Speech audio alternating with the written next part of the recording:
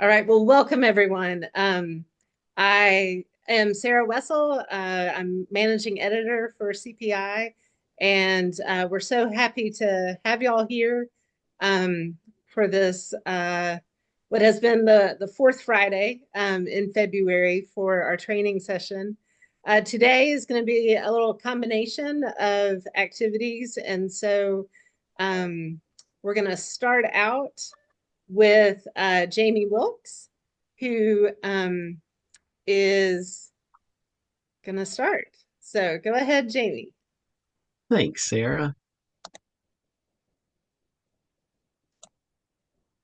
I hope y'all can see my screen now.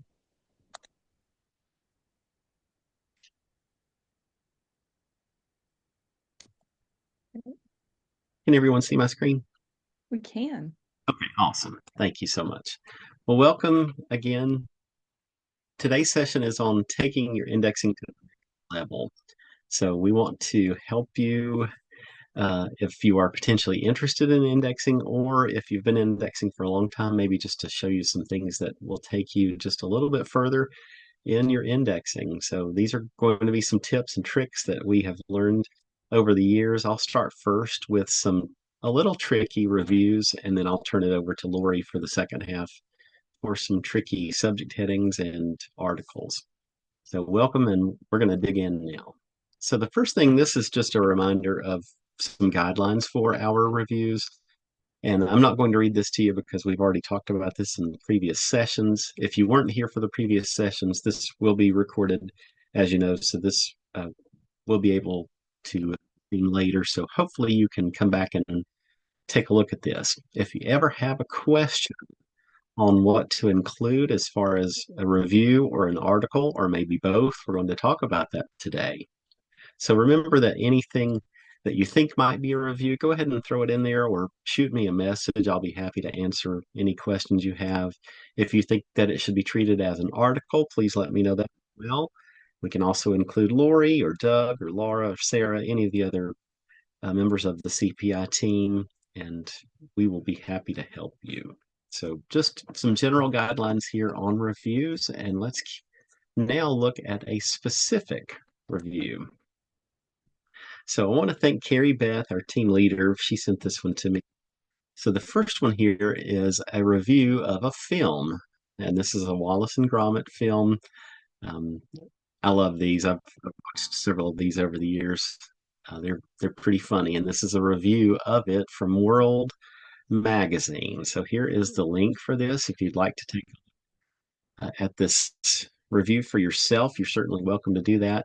I don't think I can post this in the chat, but hopefully you can get this on the recording. You can just go there yourself.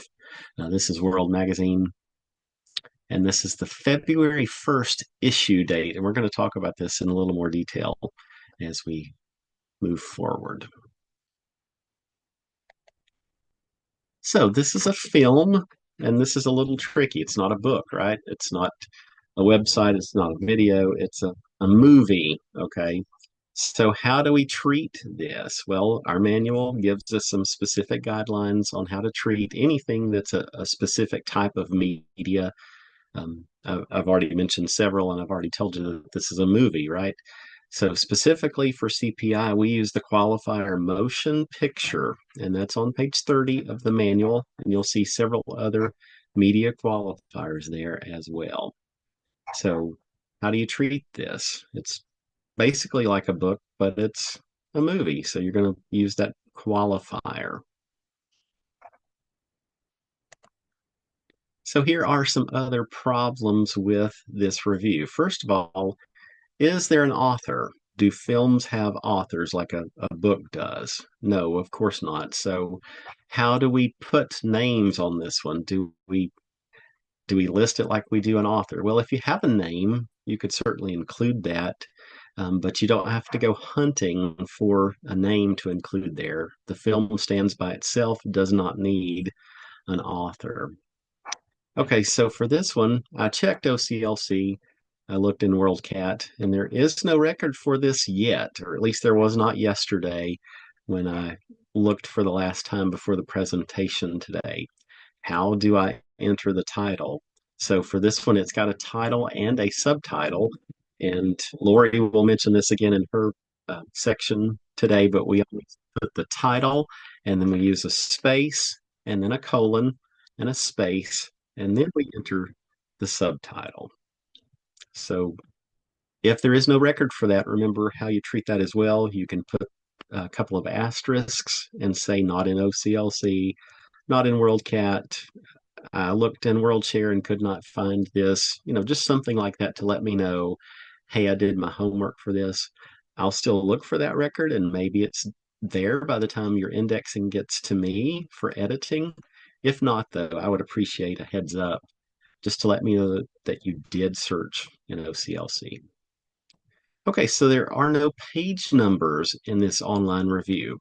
But I know that there are page numbers. This is a magazine, right? Carrie Beth sent me the page numbers for the physical copy of this magazine. So I have them.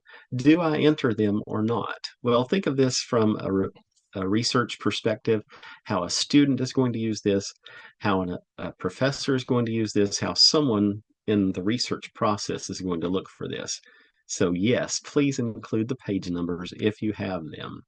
I used the online version of this. So I entered the pages and I gave the URL. And you'll see that in just a few minutes when I show you the record that I did when I indexed this. So as I mentioned about the date, there's a post date when it was posted online and when the actual issue is. So I believe this one is a weekly or a semi-monthly, something like that. I'm not sure exactly. I don't index this one. Carrie Beth does. So I just wanted to point out there was a post date when it was posted online and when it was actually issued. So the issue date is February 1st. Which one do I use? Well, think about this from a print perspective for just a second. There is no post date on that, right? So it's just the issue date. So I used the issue date. Lastly, do I index the names of the producers, the directors, the cast, anything like that? And the answer to that is no, you don't have to do that. So this was a particularly technical review with lots of problems, if you want to think of it in this way. So here is the completed review. I hope you can see this. Notice the media design field has motion picture. Notice the title, Wallace and Gromit, space colon space, Vengeance Most Foul, subtitle there. Entered World Magazine. I think the actual title in OCLC is just World. I'm not sure about that. Um, I'm sorry. Sarah would fix that when she gets my indexing. I've got the volume, the issue, the pages. Remember, I got those pages from the print copy, not the online version. This one has a month and a day. So if Doug Wayman, you were in my group last week, we talked about how we don't use that day field very often. But on this one, there is a day. And of course, we do have the year 2025 and the reviewer. And then lastly, the URL. So are there any questions about this? And team, if you will help me with this, if there are questions in the chat, I can't see those just yet.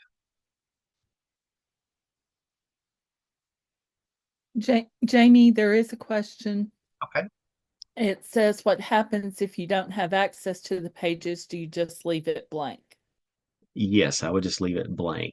So if you're using the online version of this one, yes, feel free to leave that field blank.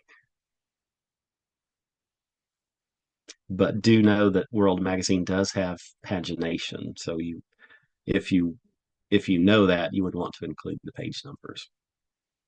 Good question. Okay, so our second review, this one is very interesting. This is a sound recording, and it's a French opera based on ABBA. An interesting topic, right? An interesting sound recording. I would love to hear this. just to see how they combine the two. So I've given the URL for this one as well. It's also from um, World Magazine. Let me pull that up so you can see it right here. Here it is. Notice again, it's got a post date, it's got an issue date. We've already talked about that. This one has an illustration. There is no illustration field in a review, so you don't have to worry about that. Here's the review. And the person's name who reviewed it is Arsenio Orteza. So we've got basically everything that we need to index this. Okay. What is the name of the sound recording? Let me go back and show you. It's called Dancing Queen, Rameau meets ABBA. So here is the field, or I'm sorry, here's a screenshot from WorldCat of the title. And notice that there are 3 records in WorldCat. How can that happen? Well, as a former cataloger, I can tell you it happens all the time. Which one do you use? Which one is the best? Well, just looking at this face value here, Dancing Queen is in all caps. That's not correct. ABBA is all caps, which is correct. I'm not sure who these names are here. I'm guessing they're performers, but I don't really know that until I look at the 3rd record, and it tells me that they are instrumentalists. Notice also these first 2 records have a hyphen. They're Dancing Queen hyphen Rameau. That's not correct. So that should be a colon there. Remember the space, colon, space. We'll talk about that again in Lori's session in just a few minutes. That 3rd record, though, is the best, and I'll put that in air quotes because it's not correct. It's just the closest. Okay, so a couple of questions here. Which one is the best? The 3rd one is the best, even though it's not 100% correct. And you say, well, how does that happen in OCLC? Well, catalogers enter things the best they can. Sometimes they don't know. This 3rd record that I think is the best is from the French National Library. So they have different standards, cataloging standards, than what we use in the United States. So, speaking of those instrumentalists that are mentioned on the first 2 records here, do I enter those? And the answer is no. You don't have to enter them. Do I enter instrumentalist after the names? And the answer to that is no. Please do not do that because that just makes more editing for me to do. I have to sit there and hit that backspace key several times until I get all of those letters and parentheses out of the field. So, does punctuation and capitalization make a difference? And the answer to that is yes, it does make a difference.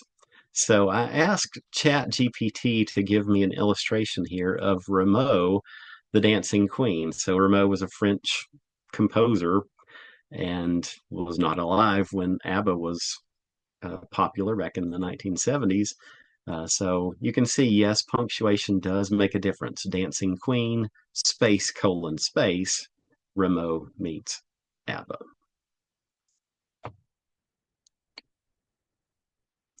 So here's the completed review now for this 2nd illustration. This is, again, a sound recording. I got that media design from the CPI manual. Dancing Queen is the title. Rameau meets ABBA is the subtitle with a space, colon, space in between those. World Magazine, volume, issue, pages. Again, I got those pages from the print version of the magazine with the date. The reviewer, Arsenio Orteza. Again, that's not last name, comma, first name. It's just direct order, Arsenio Orteza. And I've got the URL from the online version. Any questions about this review? Jamie, I did point out in the chat that sometimes a qualifier like instrumentalist might be included in the person's name authority. And so if it is included in the name authority, do include it, but Yeah, otherwise don't. that is correct. Thank you, Lori. And thanks for the question, whoever asked that. Are there any other questions?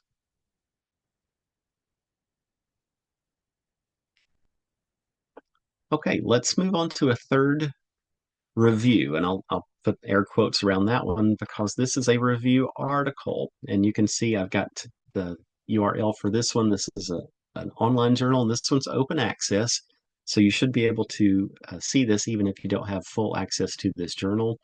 This is reviews in religion and theology. So you can't see from this screenshot, but there are 3 books mentioned here. Should I enter all 3 of those as reviews? The answer to that is yes. Please enter each one separately. The next problem that I see with this one is that it is a long article. How do you know the difference between a long article and just a review?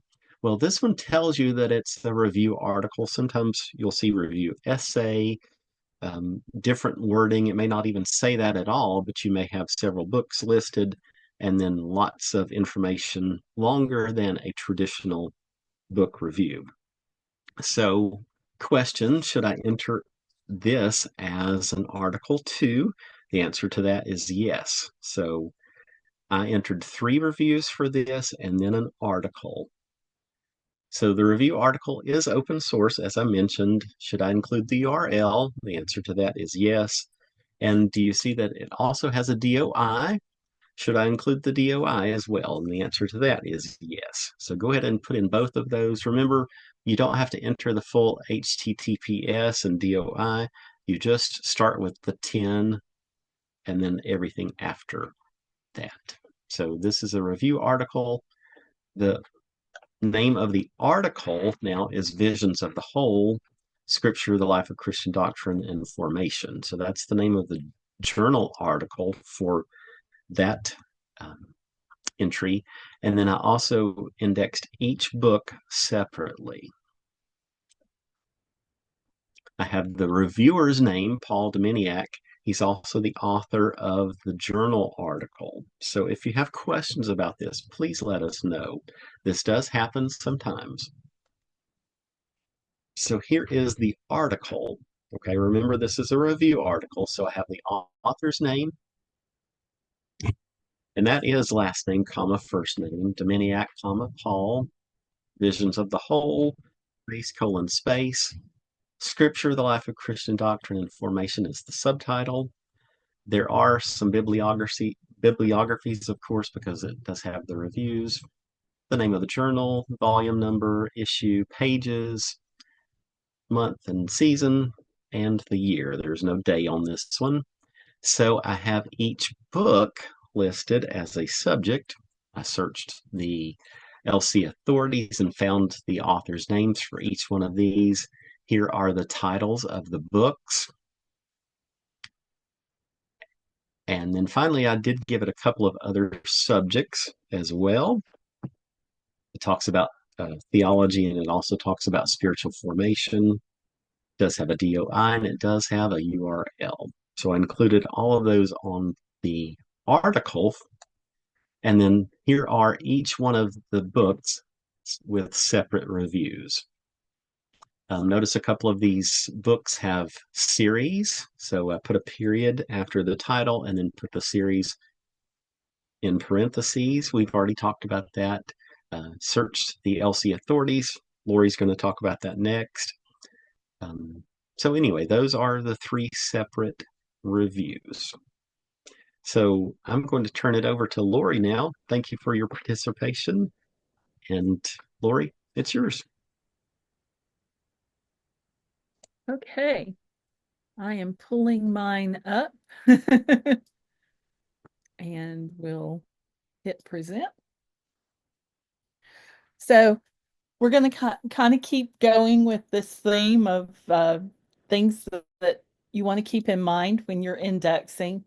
So let's take a little bit of a bigger look at Bible headings. Someone last week said that they would like to know a little bit more about them.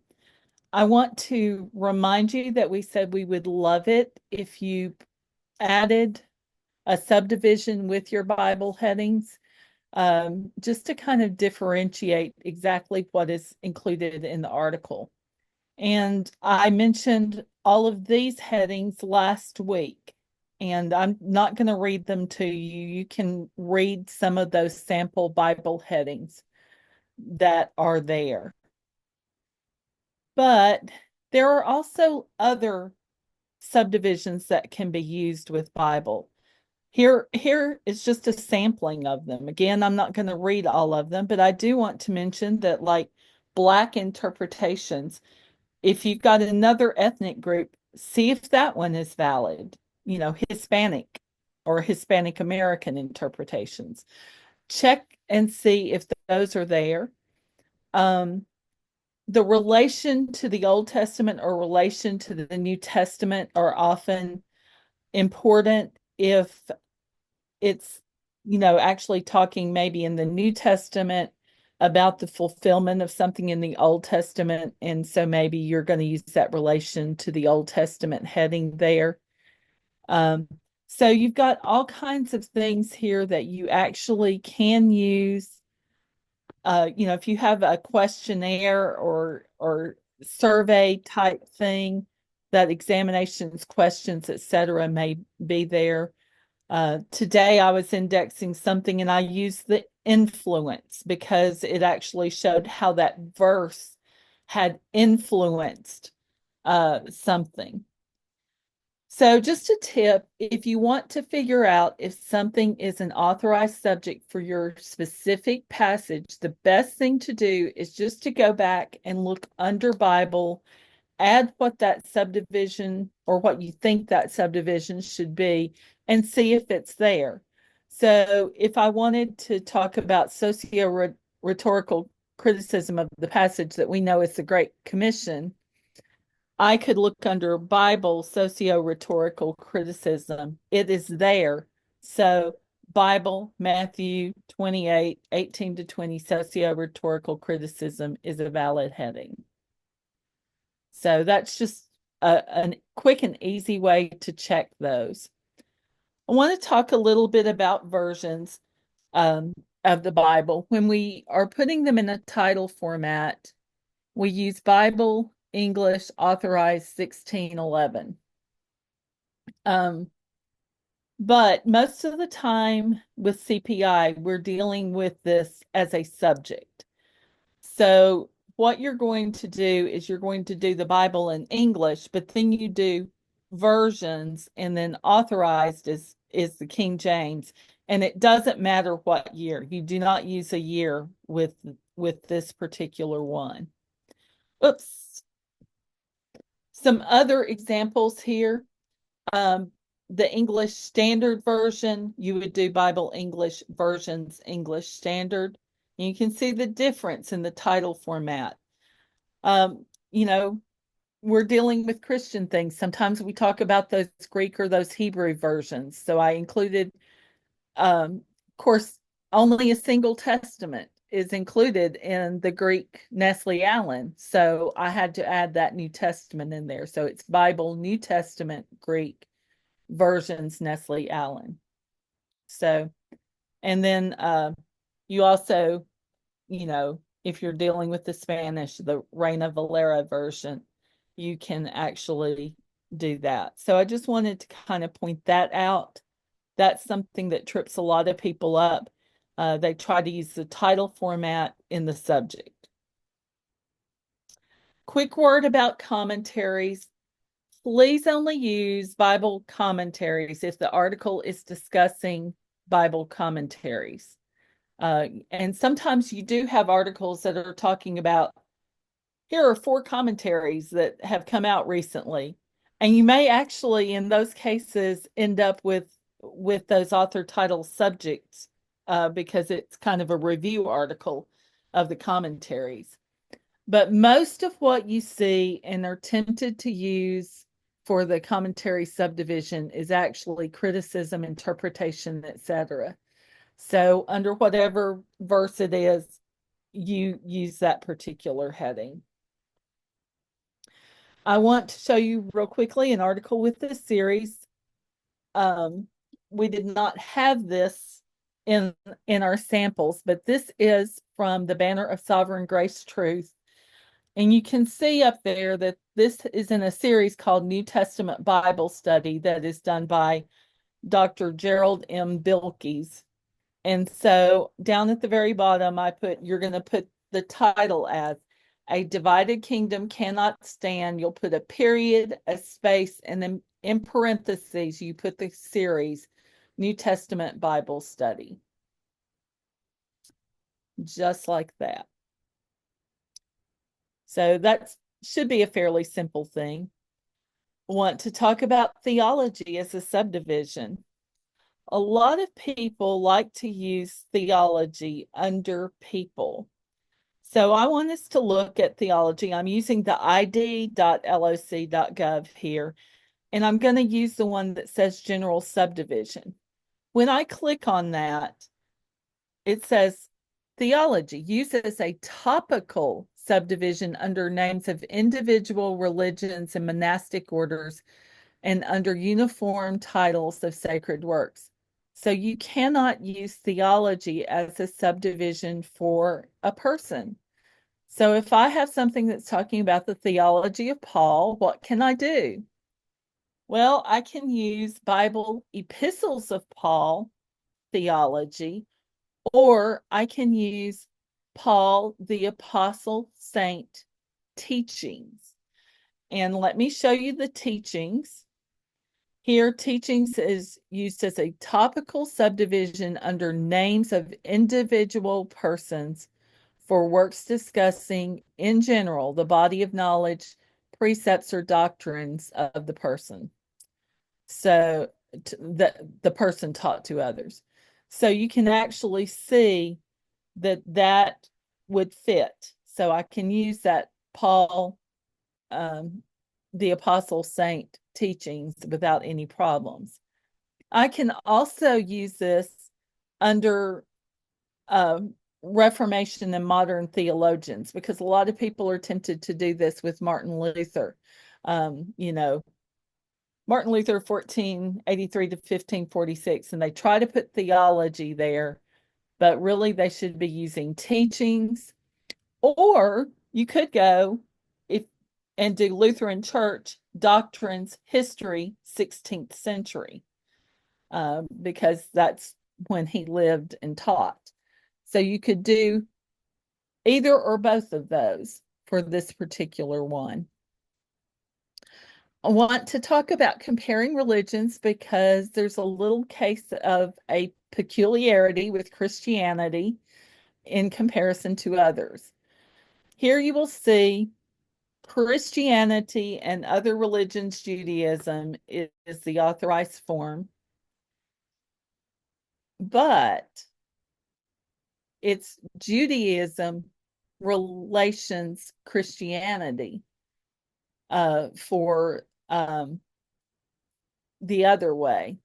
So that can be confusing because it's Christianity and other religions before, and no word relations, but the other way you're using relations. And then it gets, Judaism relations Islam, Islam relations Judaism. They all follow that same path of that relations, but Christianity does not do that when it's first. It's always Christianity and other religions. Also want to talk real quickly about church history. A lot of people want to do subdivide this geographically. So I'm going to just go into id.loc.gov and look at church history, but I'm not going to do the general subdivision. I see that church history is a general subdivision, but when I look at the regular church history, it says use as a topical subdivision under names of countries, cities, etc. So you're going to start with the country and make church history the subdivision rather than the opposite. So you're going to always do this under the geographic name: United States church history, Croatia church history, Dallas, Texas church history.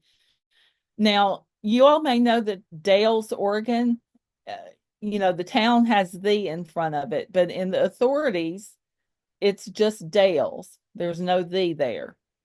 And Odessa, Ukraine, we're tempted to put two S's in there, but it's a single S in the authorities. So all of those are under things and have the name.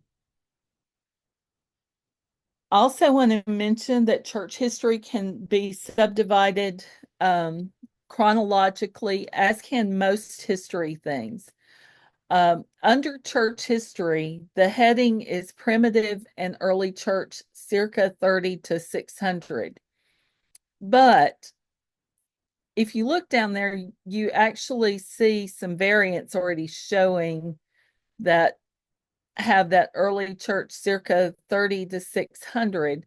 And that's the way it is under almost everything except for church history. Under everything else, as you can see, I just did a keyword here.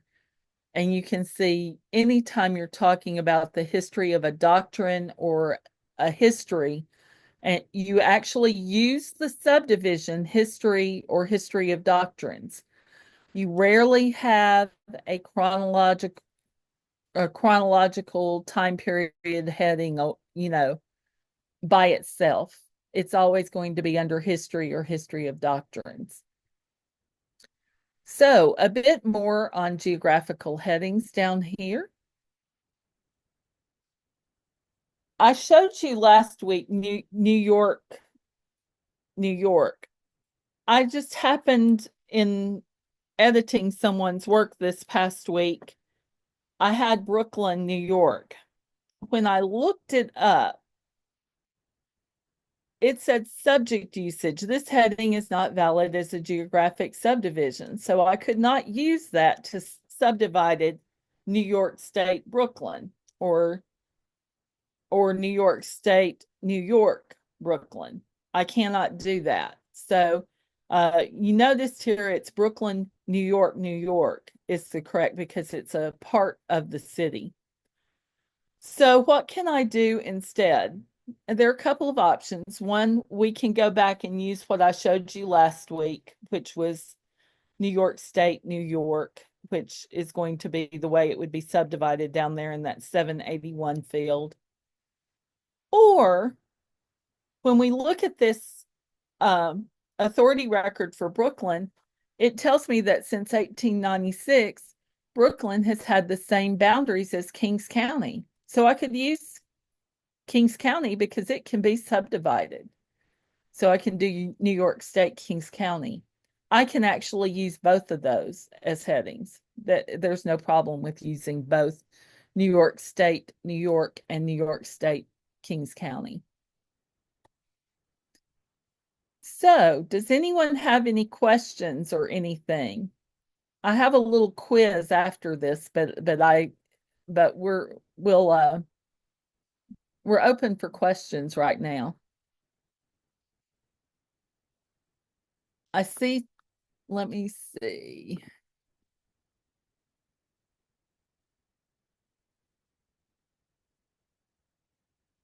Could you have a copy of these subdivisions?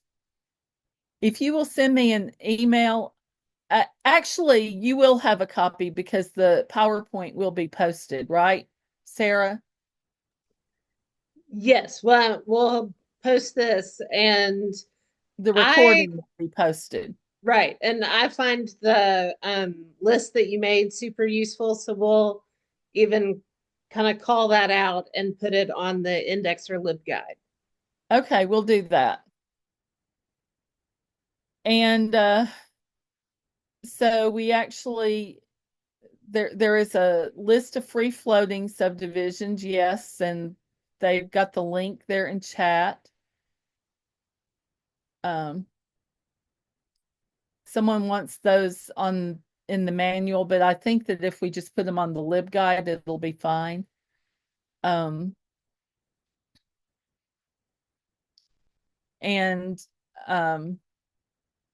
Jamie's got a list of Bible subdivisions there that he's pulled up.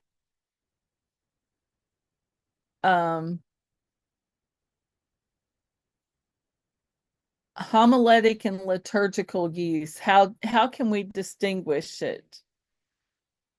I think Carrie Beth's answer is very good.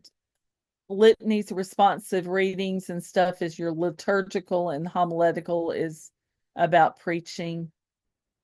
And they've given you the link to the LibGuide. Do we have any other questions?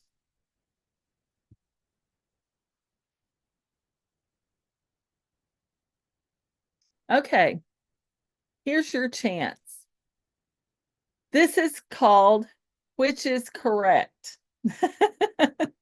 So I'm going to give you several of these, and you're going to tell me which one is the correct. You can count them down. There are no more than 6 on any of the slides, so it should be easy. You can call them, 1, 2, 3, 4, 5, 6, whatever it is. So the first one, which one of these is correct?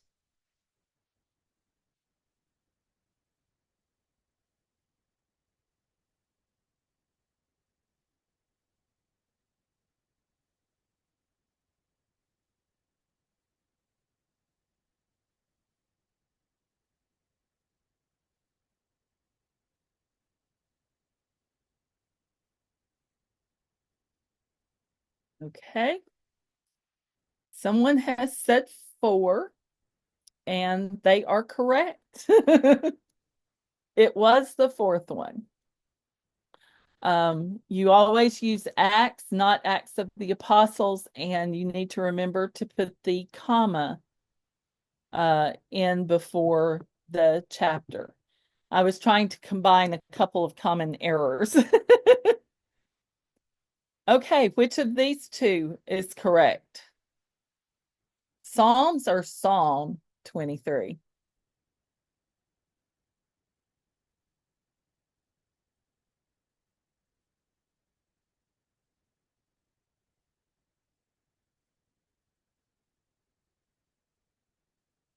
Heather has said number 1, and she is correct. It is number 1. Okay, last one. Which one of these is correct?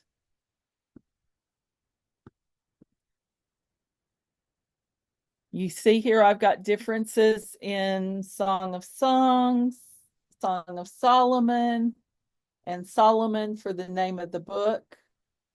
And there's a difference in criticism, narrative, or narrative criticism in these.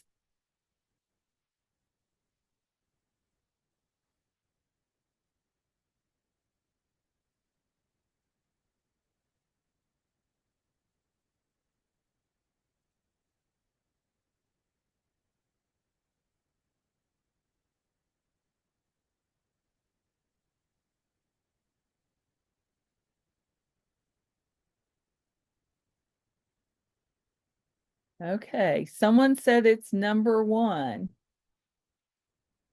Does everyone agree, or does someone else have a different one?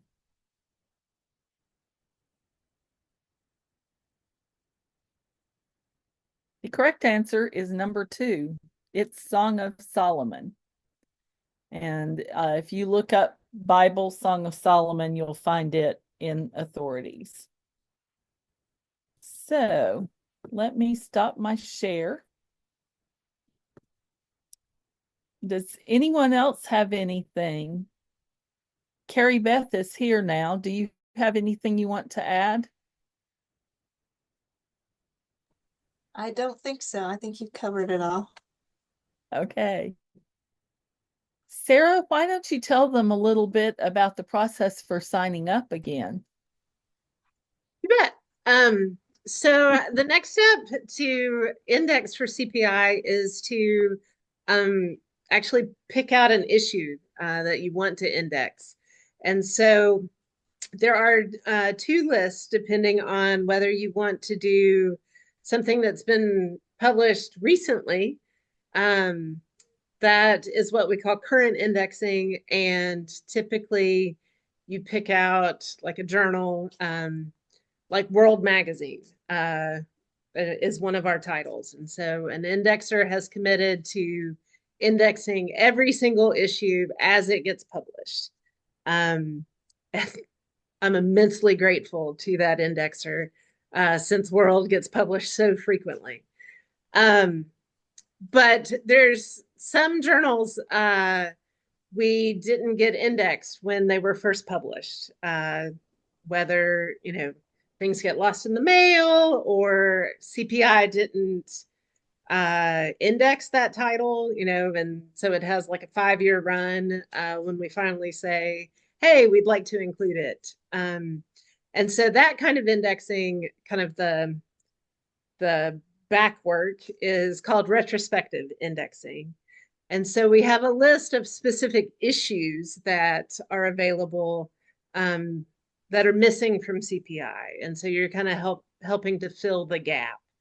And Lori is actually kind of our overseer of that information. And so she maintains this big long list of details of every issue. And when you find one that either you have in your library that is available online, or bless her, she has like a stash of journal issues that she could mail you.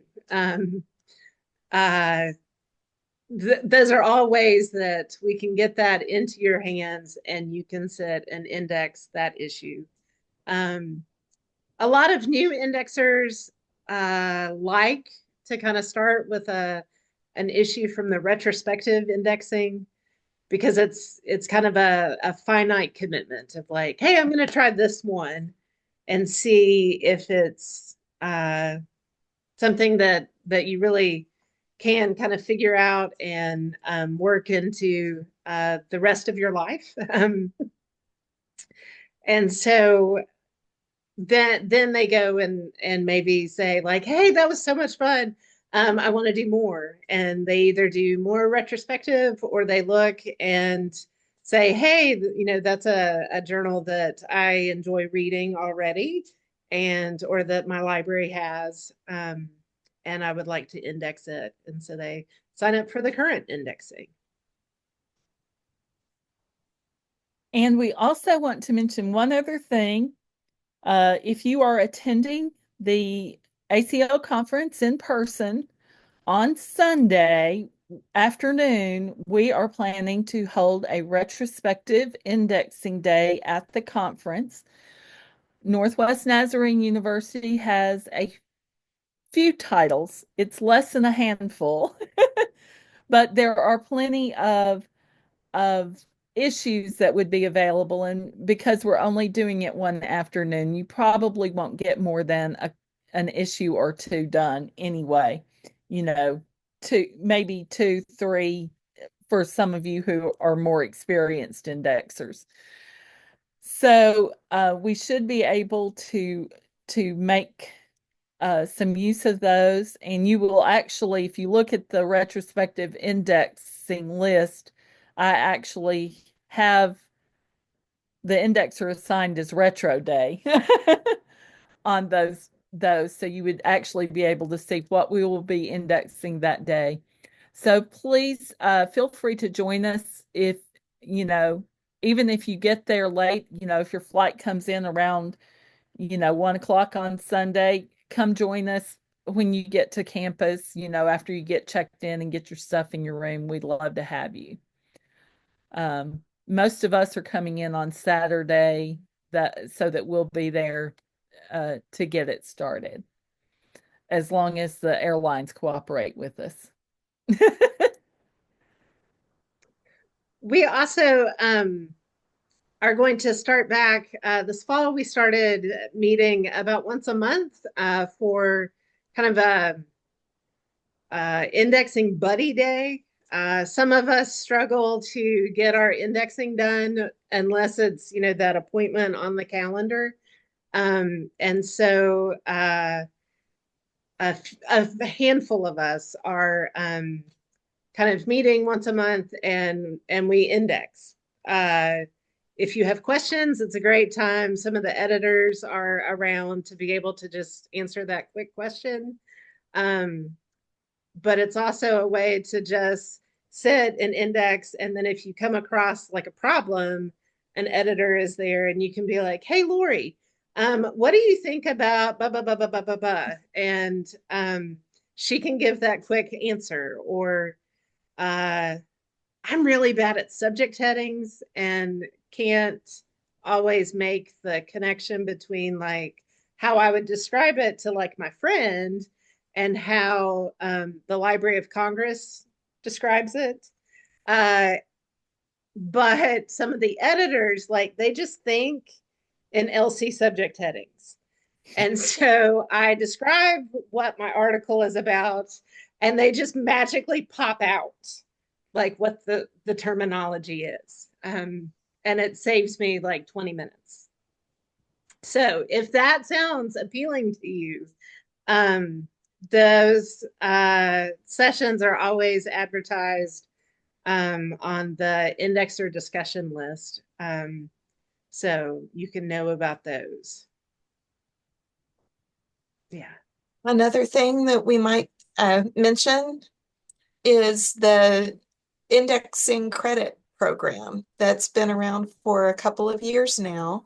We offer token compensation for indexing, but you have the option to double the token compensation in ACL credit that can be used either for your membership or for conference registration, not for the housing, but for the actual portion of the conference that's the registration for the programming. And the last couple of years, I've used indexing credit to pay for my membership. Last year, I used credit to pay for the virtual conference. And so it really is a good benefit and can help you out to maybe make conference a little more affordable. Carrie Beth, I think it does include on-campus housing, but not extra nights. Oh, okay. Yeah. I thought it just included registration, so it's even better than I thought. Yeah. Yeah, it's whatever is that central package. Mhm. It doesn't cover transportation though. No. But I got a really good deal on Delta last night. I'm flying out of Nashville though, but it'll be okay.